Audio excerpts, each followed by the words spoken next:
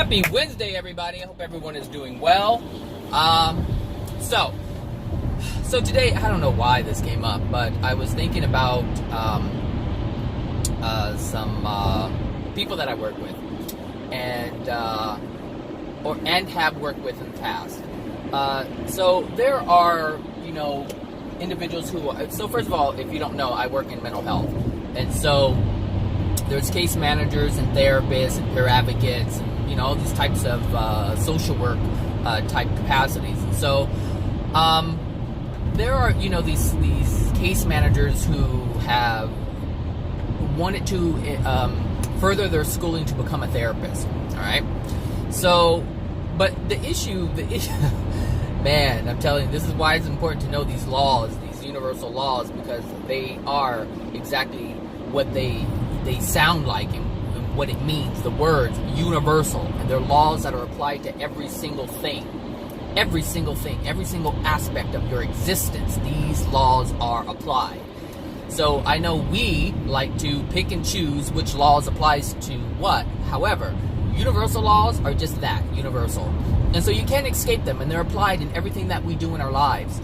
So it doesn't matter what the occupation is, the law is still applied.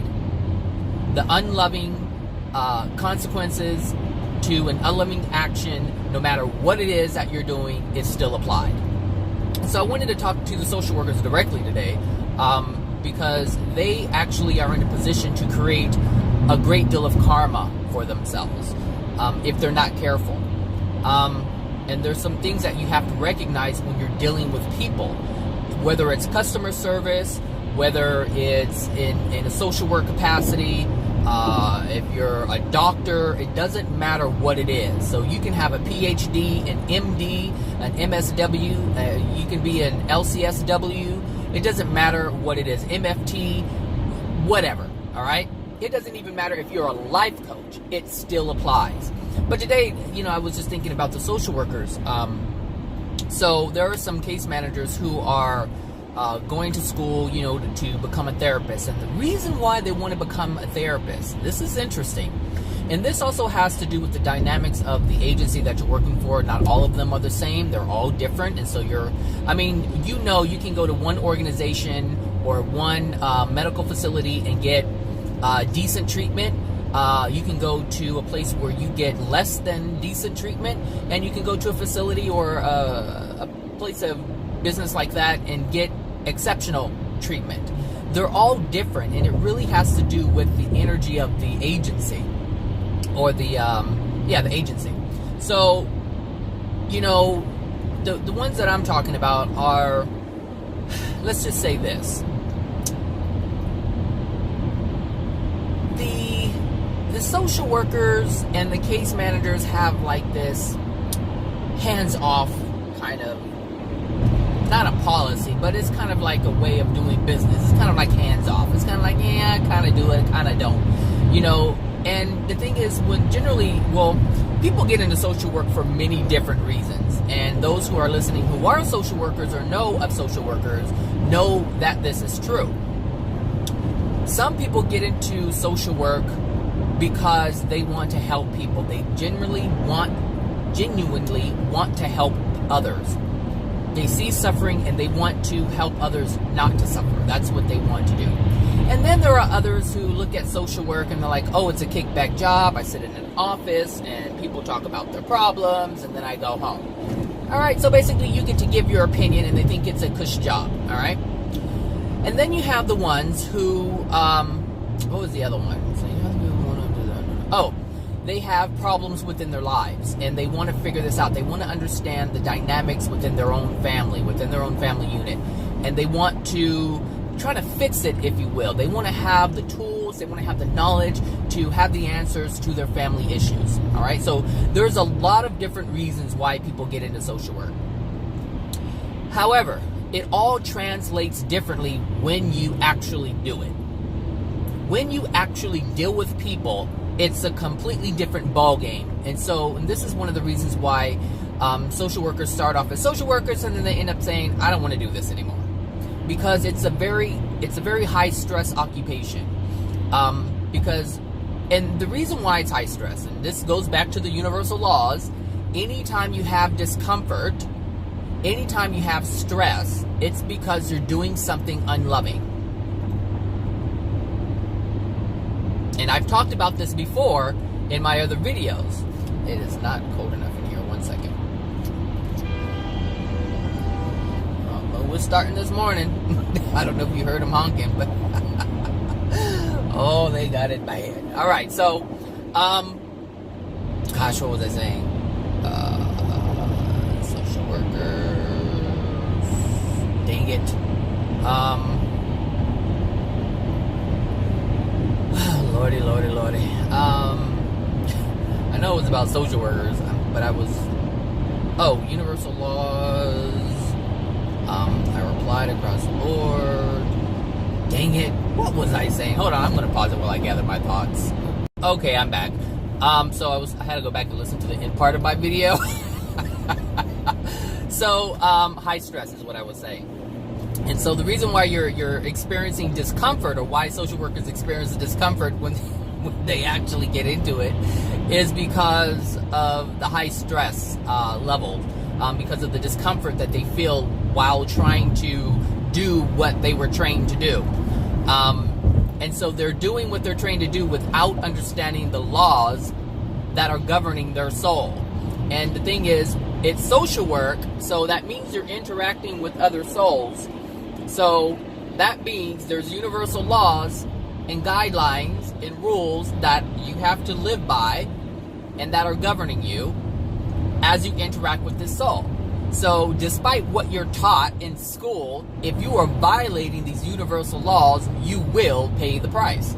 And part of that price is the discomfort you feel when you do your social work. All right. So anyway, there's these case managers who want to become therapists, not because they want to help people further, but because of more money and less work.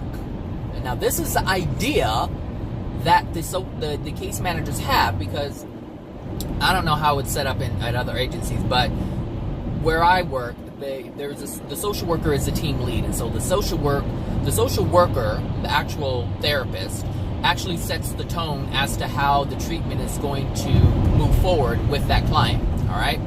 However, there are some therapists who don't really have a desire to help people, and they kind of have that hands-off thing going on. That's why I mentioned it earlier. Because it's kind of like, okay, yeah, I'm there, I'm there when I feel I need to be there. I'm not there when you need me to be there. And if you have an issue, then, hey, you know what? I'll get to it when I get to it, all right? So it's that kind of thing. And so a lot of the responsibility is put on the case managers to do a lot of the footwork. And this is why the case managers don't like being case managers, because they're kind of like gophers. They do all the manual stuff, like they do the budget. They're supposed to do like the budgeting with the clients. And so just to be clear, I work for a program that works with the mentally ill homeless population. So they have a mental illness, they're homeless, and so a lot of them have years of experience living on the street. And so that's years of experience not following any rules or guidelines, which is why they're homeless, because they cannot abide by certain laws. They cannot take care of themselves. There's certain things that are not happening within their lives that disallow them from having their own place. And so that's why, the therapists and the case managers are there to help them understand what needs to be done in order to have housing and have a decent or a higher quality of life, they say. So that's the challenge. Right? That's what they're dealing with, and they're also dealing with people who are non-med compliant. So these people who have the mental illness, who are suffering from the mental illness, or I should say, are impaired due to the mental illness, they are not able to think clearly. They can't understand. It's hard for them to rationalize, and when they do rationalize, it's basically justifying the things that they're doing that's harming themselves. And then you throw into the mix drug usage and alcohol usage. Sorry, I thought she was getting too close. So you have all this stuff that you have to contend with as social workers and case managers and stuff like that. So, you have, like I said, you have these case managers who don't like doing that. It seems like they feel like they're doing all the work because a therapist basically just talks to them about, therapeutic things. And everything else they leave to the case managers. And it's not supposed to be like that. They're supposed to share the responsibilities and have a hand in it. But when one doesn't know what the other one is doing, that means there's no communication. And so there's really no team. You don't really have you're supposed to have a team as a client. But if you're not communicating with the others and you just think that, hey, these people beneath me are the ones who do the work because I have the degree and I'm the one that doesn't have to do much work, then see, the case manager starts thinking that, hey, I want to be a therapist too because I don't want to do as much work. Does that make sense? So they don't want to get a degree in therapy as a therapist because they want to help people. They want less work and more money. So this is going to translate to more of the same. And so when we try to, and the reason why I'm making this video is because there's a lot of karma that is being created by social workers and case managers alike.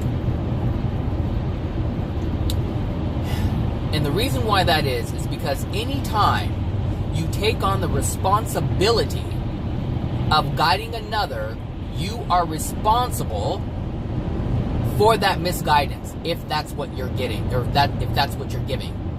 And so it's likened to a parent and their child. If a parent misleads a child in an unloving manner, they are responsible for they're responsible for the misleading of that child. It is no different with an adult. It is the same. If we take on the responsibility of guiding another, we better be damn sure that we are guiding them in a direction of love. And we better be damn sure that the things that we are telling them isn't going to impede their free will.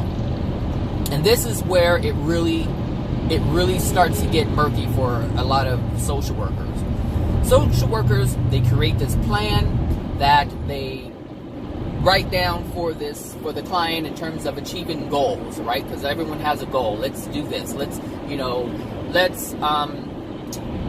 If a client has issues socializing, well, let's increase socializing 2 times a week, and see if that, go out in public, and increase it, or increase it from 2 times a week to 3 times a week, or 3 times a week to 4 times a week, or brush your hair or brush your teeth from 0 times a week to 1 time a week, and then you increase it from there. And this is how, treatment plans work. They just kind of gradually increase whatever the issue is. So they have a plan, and they want the plan to be carried out in that way so that their clients achieve the goal. But sometimes the clients are resistant. They don't want to. And so the social workers, case managers alike, will attempt to force them and bribe them, manipulate them in order to do it. All right? First of all, that's unloving. Any kind of manipulation, any kind of lie, any kind of deceit is an unloving action coming from you if you're the social worker. And so if you're lying to get someone to do something, or you're withholding something and using it as leverage in order to get someone to do something, then you are being unloving, and you will pay a price for that. You may not pay a price for it from man's perspective. There's no law, man's law, that's going to get you for that. But you be rest assured, there are universal laws that are going to get you for that. And you experience the consequences throughout your life. You just don't know that it's associated with this. I'm going to go around you. And I'm going to take a sip of this coffee. Hold on a sec. Ooh, I'm not going to brew that one anymore. I don't like that one. That one's too weak. Yeah, I'm not. That one's way too weak. That's like water.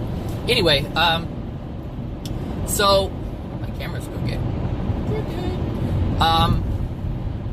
Yeah. So when you're trying to force someone to do something, you're getting them to do something, or you're forcing them to do something against their free will or against their will.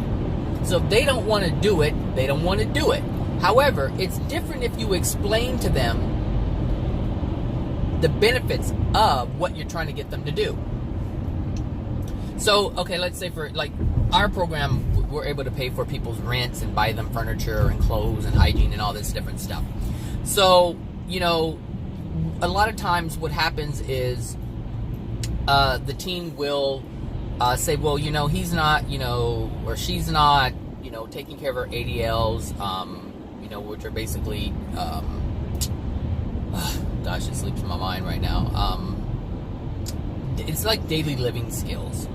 So, yeah, daily living skills or something like that. So, what happens is they will say, well, you know, if you comb your hair for, or you bathe, or you brush your teeth for so long, we'll buy you this. And that is a bribe. And that's an unloving thing. That's not even social work, to be honest. That's not social work at all. Social work is explaining to them the benefits of taking care of themselves. What are the benefits of them taking pride in themselves, in their hygiene, in their appearance? Well, if they feel that people don't like, let's just say they have anxiety about being around people because they think they feel less than, they have self-worth issues. All right, fine. Well, part of that is, yes, they may be getting looks from people if they look all disheveled. So the benefits of that is, if you maintain a good hygiene and good appearance, then people won't look at you so strange, and you won't get that feeling of them judging you. Does that make sense? So that is what social work is to help them understand why they're experiencing what they're experiencing. And that's not even social work. That's case management stuff. Social work is, I mean, really, therapy is really getting to the root of why all these emotions are within them. But you can't, forcing them to, and here's the thing, they're trying to help them create a facade, is basically what they're doing. So they're saying, we know that we want you to have a decent appearance. We want you to smell clean. We want you to maintain housing.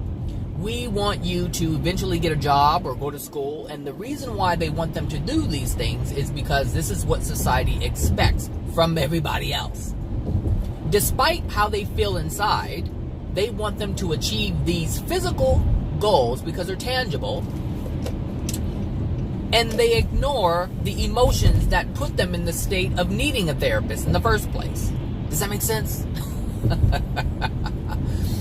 So, but the problem with this is, when you social workers do this, you're not really helping them. Because as soon as the treatment is, they graduate from the program, if that's the kind of program they're in, that's the kind of program we have, is, you know, they graduate out.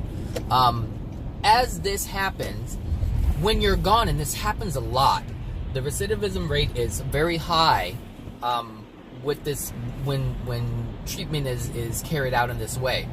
Once the person no longer has that team to keep them in line, to keep them in check on a weekly basis, they revert back to where they were before they even came into the program. And the reason why that is because they did not deal with the soul condition of that client. They did not address the emotional injuries that were present within the client.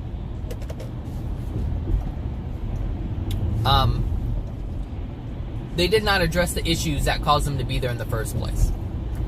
And so dealing with the physical, dealing with the facade is not going to work ever. And it's the same thing that I've been saying in my videos. It's like you can't just say, oh, I'm going to eat better and do better. There has to be a change within your soul, or else it's not going to be able to be sustained. It must be accepted on a soul level in order for it to be sustained. And the thing is, I've seen this. I've seen this with certain social workers where they actually reach the client and they transform, like they have an understanding. They understand, like they talk to them about the emotional things that are going on within their life. A lot of people have a lot of family issues, and so they help them understand what's going on, and they help them overcome the emotional injuries that are within them. So I know it can be done, but generally that's not what happens.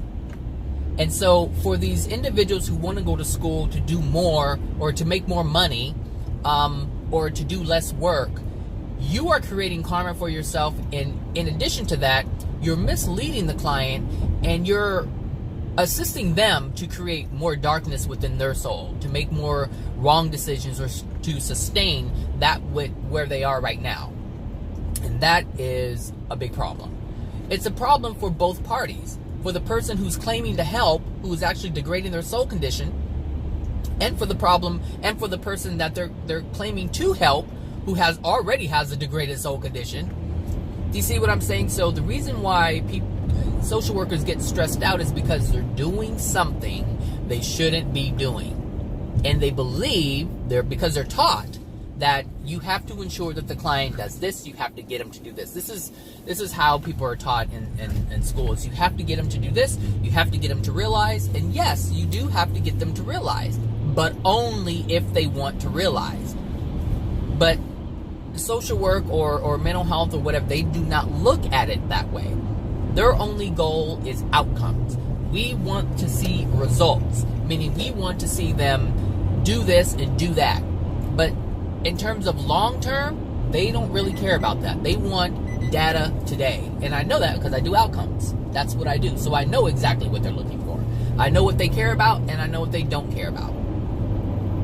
And that's something that is harmful to both parties, to both souls involved. So if you're a social worker or you're looking to get into social work, be mindful of this happening, because it's going to happen. I don't know if this is going to work. I'm just going to get in right here. I'm not trying to fight anybody. So, yes. Yeah, be mindful of that, because you're creating some serious karma. Control. Be mindful. Social workers, doctors, or like psychiatrists and psychologists, they like to be in control because this is how they're taught. They have to be right. They have to have the answers, because that's what their job entails, or that's their understanding of what their job is.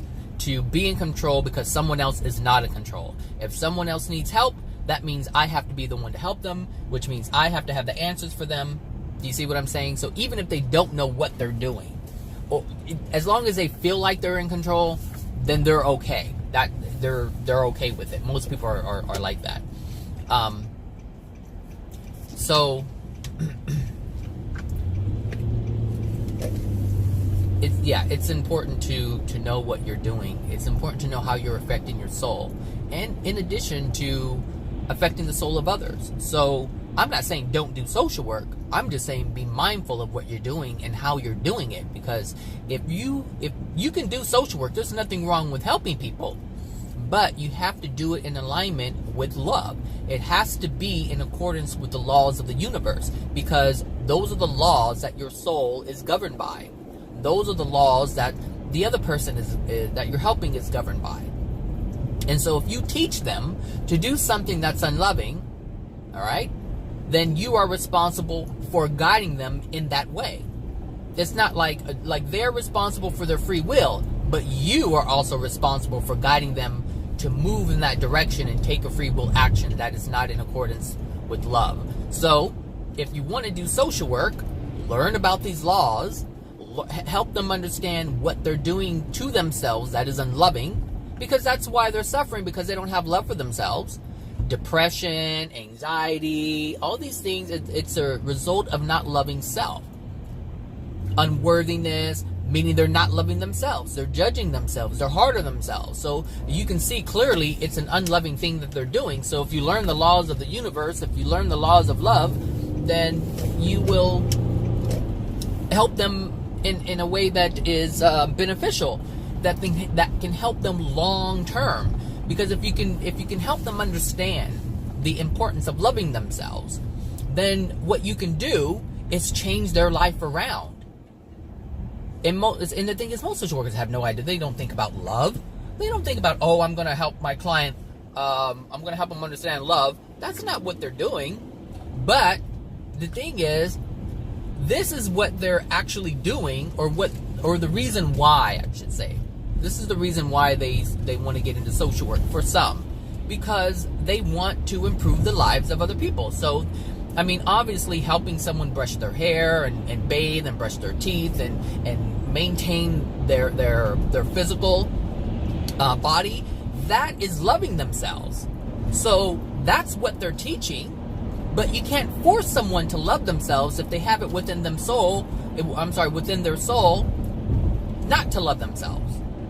You see, you can't force someone to do something. Once you force someone to do something, you're in trouble, because now you're violating the gift of free will, and there's a consequence for that. If someone takes away your free will and tries to force you to do something that you don't want to do, you're not going to like it, and the person who's doing it to you will suffer a consequence, because they are breaking a universal law. You see? So, as you learn the universal laws, as you learn what love is, as you learn the gift of free will, as you learn the law of compensation, as you learn the cause and effect, you actually are in more of a position to help them just with these few laws, understanding of these laws, because you can help them understand what they have done that has caused this situation to be their experience. Does that make sense? There's a reason. See, if you can understand, I should have turned. If you can understand that it doesn't matter who you are or what you are or occupation that you have, we are all governed by the same universal laws. And whatever problems that you have or anybody else has, ooh, I really should have turned. Oh, dang it, I'm stuck. You're stuck too. Oh shoot, I can't reverse. Yes, I can. I'm right here. I'm going around. I'm leaving you. Ah! I can't do that. I don't know what's going on there, but that's just too much. Bobbing and weaving. And this man pushing his little coin machine. Oh, you jiggling.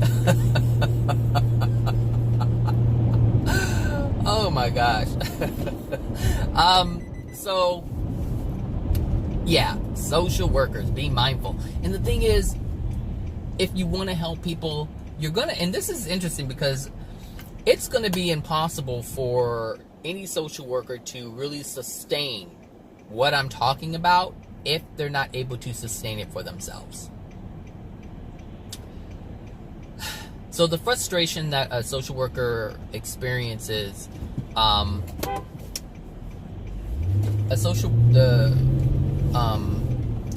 discomfort and pain that a social worker experiences is because of their soul condition, because of their lack of understanding, because of their interaction with the universal laws that a client is experiencing, are the same ones that a social worker is experiencing. And so it's just the soul condition is different. They're at different levels. They're degraded at different, or they have different levels of degradation. So that's why their experiences are going to be a little different, because there's some people who are having some serious issues in their lives, in their personal lives, and a lot of it has to do with what they're doing with other people. Like if you are a mean person and you're bossy and you want to make your clients do this and that and the other just because you told them to, you're going to have some issues in your personal life, because that which you are doing that is unloving has to be presented to you so that you see what you're doing is unloving. And it's interesting because you know, well, I see the personal lives of these people, so that's why I can see it, and I'm not going to talk about them, but you will experience that which you put out there. You reap what you sow. It's going to happen. And so this is, it doesn't matter. Look, you know, karma isn't just set aside for your friends and family. It's not just set aside for strangers. Like, it involves all the people you work with, you know? And that's why my law of attraction has also changed, because the majority of the people that I was interacting with were the people at work. I really didn't hang around or the people that I knew as friends. I didn't really hang around them. I didn't really hang around family. But when I started to change how I viewed the social workers or the staff or the agency or whatever, my law of attraction changed. Now, they didn't change. I did. I released my judgment. I think this lane is just as long as the other one, the way we're sitting here waiting for this light. I changed. And because I changed, the law of attraction changed for me.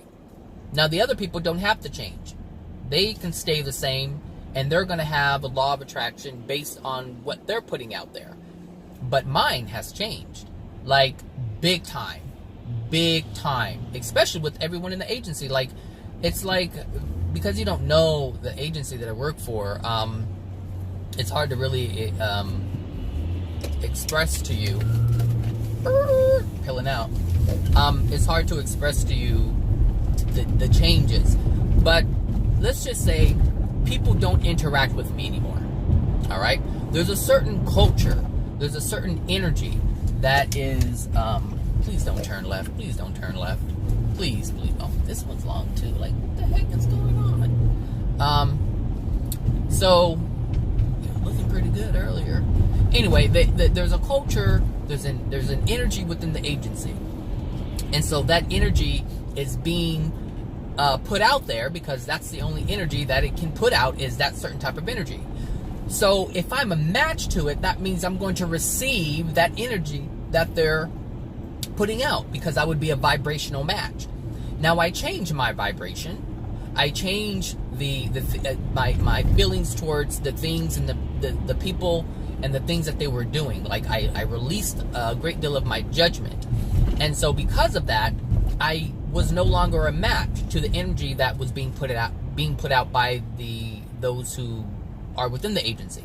And so now people really don't interact with me. Like, I don't see people anymore. People don't contact. Like, my phone never rings. I don't receive emails. I just know what my job is, and I get it done, and that's it.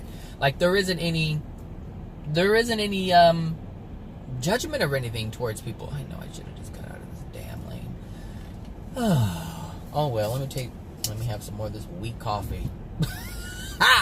This is ridiculous. This is so ridiculous. Oh, there we go. That's a little better. I had to mix it up a little bit. Yeah, that's better. So, yeah. Social work. I mean, being a social worker, you have the opportunity to guide people in a way to help them to improve their soul condition, to help them understand the unloving things that are being carried out. And this is you know, this is why it's important to have this knowledge and apply it, you know, to your life and have it be a part of your life, because of the benefits across the board. You know, there are major benefits across the board. It doesn't matter what occupation you hold. It doesn't matter. Our soul is our soul. The rules are the rules. The laws are the laws. And so since these laws are governed by the soul, whatever the soul engages in, it is applied. It doesn't have to do with religion. It doesn't have to do with any faiths or anything like that. It doesn't have to do with any of those things. We're not talking about God. We're just talking about the universal laws that have been created by the Creator, but we're not even talking about interacting with the Creator. We're just talking about the laws that govern our soul. I see something, but I hear something, I just don't see it. I don't know where it is. Oh, it's behind me. And I don't know, this lady's kind of cray-cray. You know what? I'm not messing with you, girl. I'm just going to do it right here.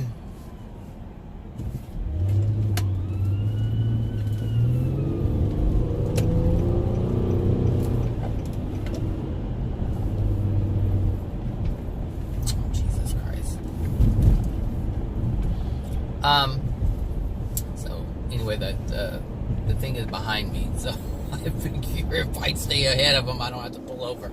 So, yeah, you have the opportunity to help someone in ways that other people can't.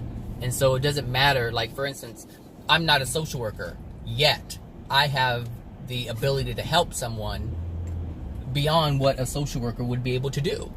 And so it doesn't really matter the degree you have, it's the understanding that you have of the soul, because you are the soul. And this is why, you know, the social workers have so many problems with their success, is because they don't understand the soul. They don't understand the dynamics of what they're working with. They're working with the effects. They want to see physical results, but they don't understand the soul is what's creating the results. The soul is what is going to determine whether or not they get the physical manifestation that they're looking for. So if you want someone to take care of their hygiene, then you have to understand the soul condition of someone that the soul condition of the person who is not able to maintain that. So there's an emotional reason why they don't care about themselves. There's something within them that has caused them to not care about their physical appearance, their well-being, anything, their health, their safety, all of these things. They just don't care. And so that soul is broken. There's so many emotional injuries within that soul. It's bogged down so much, to the point where they can't even maintain brushing their teeth, combing their hair, or bathing. There's some clients who don't even bathe. They just don't see any point in it. For what? They don't do it for other people, and they don't even do it for themselves. I should put it the other way around, because that's how most people operate. They don't do it for themselves, and they don't even do it for other people. Most people live their lives trying to do things for other people, to impress other people, to control the perception of other people. They don't even do that. They just don't care. So we have to ask ourselves, what is it within their soul that is causing them to be in this place? And the thing is, if you can understand the emotional injuries that cause this, you have the potential to be one of the best social workers out there. If you can understand what's really going on, because if you can understand what's really going on, then you can address the issues that are the cause of what the manifestation is that even require them to even be a candidate for social work. You see?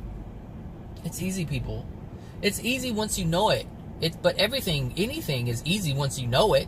It's easy as pie. It's so simple. But you have to know it. You have to know it in order for it to be easy. You know, a construction worker, can build a building. But someone who isn't a construction worker, it's going to be very difficult. It's not going to be easy as pie. It's hard to figure that stuff out, but they understand exactly what's going on. They can read a blueprint. They understand what's going on in the blueprint. They understand the measurements and why it is what it is, and why you can't cut corners in certain areas or aspects. You know what I'm saying? Like, once you know it, it's easy. Like the stuff, there were times people had mentioned a lot of New Age stuff, and this is when I was younger. I didn't even know about what New Age was, but they would mention things, and I'm like, what are you talking about? Like, that doesn't make any sense, And now that I understand the foundation, I understand everything that I was told in the past that I didn't understand before. I don't know what's going on. So, yeah, there we have it. And you don't even have to be a social worker. I just wanted to address the social workers because I know a lot of them are creating karma because they're trying to force their clients to do something when they don't want to do it. And they're trying to get them to do something that they feel they should do for themselves. And it's an unloving thing, It's an unloving thing. To force someone to do something they don't want to do in order to get something, that's an unloving, that's so unloving. You wouldn't want anybody else to say to you, in order to get this, you have to do that. You let someone do that to you at work, and you have a lawsuit real quick. Well, he tried to do this. He tried to get me to do this, or she tried to get me to do this, and said I have to do this, and if I wanted that. Like if someone said, hey, you have to do this in order to get your raise, Come on, you're going to be like, what? That's not going to happen. So, you have to be mindful of what you're doing. And most of all, be mindful because you care about yourself. That's the first step. Because like I said, if you don't have self-love, none of what you're attempting to teach others is going to stick. It's not going to stick. You have to have that within your soul. And so you have to teach your clients or your patients, or however you want to call them, you have to teach them to love themselves. Why? Why should you love yourself? Well, these are the benefits of loving yourself. And the thing is, I guarantee you start using words like love yourself, or saying, well, you're not loving yourself, and explain why. Oh my gosh. And the benefits of loving yourself and the consequences of not loving yourself. Like, if a lot of people want their lives to improve, like these clients want to have a better experience, especially the ones who are in the program, because there are people who reject the program. People that, I don't want that program. They're nowhere near. They're not close to where the person who was in the program. They're not close to that. So if someone is actually seeking out services, seeking out a social worker, seeking out treatment, then that means there's something within them that wants to change. And so if you have the tools, if you have the knowledge, if you have the understanding, because the understanding of your soul is the understanding of their soul, because we're all souls. The universal laws are universal. They apply to every single soul. So there isn't like this law doesn't apply or that law doesn't apply. The only time that happens is if you don't have something within your soul that doesn't require engagement with this law. But we're all governed by the law. But that just because we're all governed by the law doesn't mean we have to interact with that law in a certain way. Does that make sense? We are all governed by the law. Like, we're all governed by these laws of the road. But we don't engage with them until there's a necessity, or I should say, we don't engage with the universe or the man's laws of the road if we don't do something that requires our engagement or its engagement with us. It's the same thing with the universal law. So the people who don't suffer as much are not engaging in the law because there isn't anything that mandates that law to engage with us. Like, these laws are mandated to engage with us. These universal laws. When we do something that is out of harmony with love, certain laws will engage with us for that specific reason, to get us back on track. So every time you get a ticket for holding your cell phone in your hand while driving, well, that it's going to keep interacting with you until you're like, all right, fine, I'm tired of paying the money, I'm not going to use the phone anymore, I'm going to invest in a Bluetooth. I mean, it's that simple. I mean, because some people, they talk on their phone when they're holding their phone in their hand. To me, I'm like, well, what's the point? You have a brand new car, usually has Bluetooth in it, or you can buy a little Bluetooth thing, or you can buy one with the cord on it. I mean, these people are just being rebellious. They're being rebellious, and they're not even thinking about other people who they could be harming. So they engage with that law. And so when a cop sees you doing something, it's going to apply that law to you until you recognize that what you're doing is unloving. And that's the same thing with the universal laws. They're going to engage with us until we get to the point where we finally get it and we stop doing what we're doing that is unloving. That is the whole point of all of these laws. To get the souls who are here to get or to be in harmony with the universe. So as you help your patients, as you help your clients in social work, what you are doing is helping them get back into alignment with the universe. So if you have this information, if you have this knowledge, you can help them in ways that they can't get from another social worker if they don't hold this knowledge about universal laws. This is why you know it's important to, when you, as a therapist, and you sit down with a client and you have a true meaningful conversation, trust me, that conversation is going to be about their past. That conversation is going to be about their parents. That conversation is going to be about their ex-wives or husbands, about their girlfriend or the boyfriend, about their childhood, about the things that they experience. It's all going to be emotional. And so if you can understand that they are emotional injuries and they have to be released, you are in a position to do things that others are not in a position to do. Because a client understands, or a client or a patient understands that it's okay to talk to you. It's okay to talk about their feelings, about their emotions, about their past, about their history. Whereas if they're talking to a friend, they don't feel it's okay because they have a feeling, most people have a feeling that they're going to be judged by it. And so you're in a position that is really beneficial, or can be beneficial. But you have to understand how it's beneficial. All right. Anyway, so that's it. That's all I wanted to talk about. Social workers. Be mindful of what you're doing. Don't take away anyone's free will. Don't try to force someone to do something. If someone is resistant and they don't want to do something, understand why they have the resistance. Understand why they have the resistance. Find out the emotions that are there that are keeping them from moving forward with whatever treatment you have for them. If you can help them understand why they're resistant, then you can help them see their own resistance. And if you can manage to allow them to see their own resistance, then you're allowing them the ability, you're allowing them the opportunity to change that which dwells within them, to change why they're so resistant. This is how it works.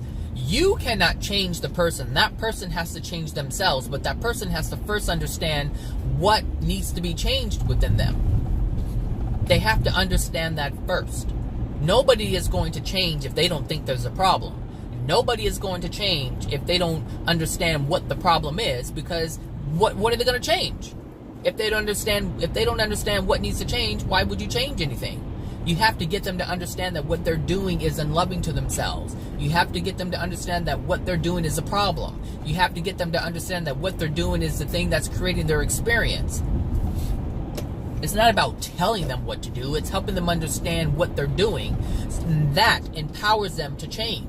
Because I guarantee you, every single person who has recovered from something in terms of mental illness or anything like that, they didn't understand what was going on, and now they do. So now when these things present itself, they recognize it, and they're able to take a different course of action. That is what social work is all about. It's not about forcing them to do something that they don't want to do. It's helping them understand why things are happening. All right? How you doing? Anyway, okay, so that's it now. So have a great Wednesday, and I'll talk to you guys another time, I suppose. I did make well, it doesn't matter because you'll get the other one before this one, I think. Yeah, so it doesn't matter. I'm not going to say anything. All right, take care, everyone. Bye now.